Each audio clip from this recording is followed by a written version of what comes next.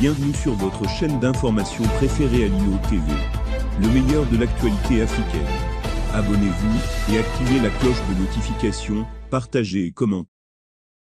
C'est par un communiqué en date du 17 janvier 2022, et signé par le directeur de l'information et des relations publiques des armées, DIRPA, le colonel Souleymane Dembélé, que le chef d'état-major général des armées du Mali a informé l'opinion nationale et internationale sur les interventions réussies par les forces armées maliennes, FAMA, sur les groupes armés terroristes, GA. Ces interventions ont été menées il y a 2 semaines.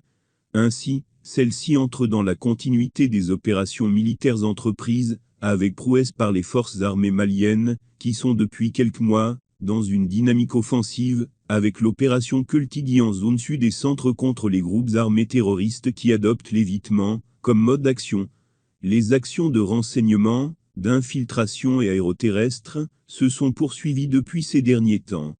Ainsi, le 10 janvier 2022, des frappes aériennes des FAMA dans le secteur de Songo, cercle de Bankas, ont occasionné la neutralisation de 6 terroristes.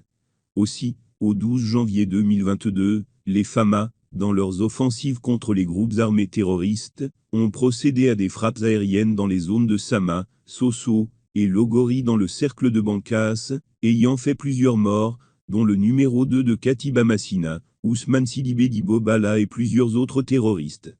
Les frappes du 14 janvier 2022 se sont produites après un accrochage entre les FAMA et les groupes armés terroristes aux environs de Alatona, commune de Diabali.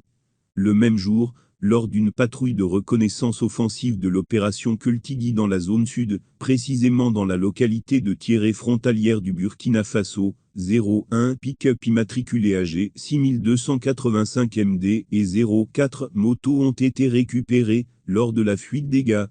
Cette même opération a permis de neutraliser 4 terroristes et d'interpeller 3 suspects mis actuellement à la disposition de la prévôté. À celle-ci s'ajoute l'action salvatrice du 15 janvier 2022, par laquelle les FAMA ont procédé à la destruction de 2 bases logistiques terroristes. Le bilan de cette offensive se résume comme suit.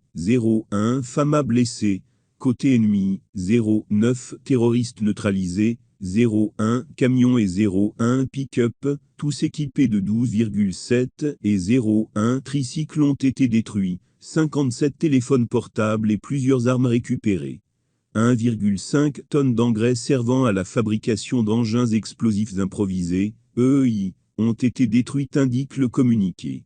En guise de rappel, le même communiqué nous informe que cette zone servait de base de regroupement pour les terroristes qui, régulièrement procédaient au harcèlement des populations du secteur de Diabali en les empêchant de vaquer à leurs occupations agropastorales et en incendiant les champs.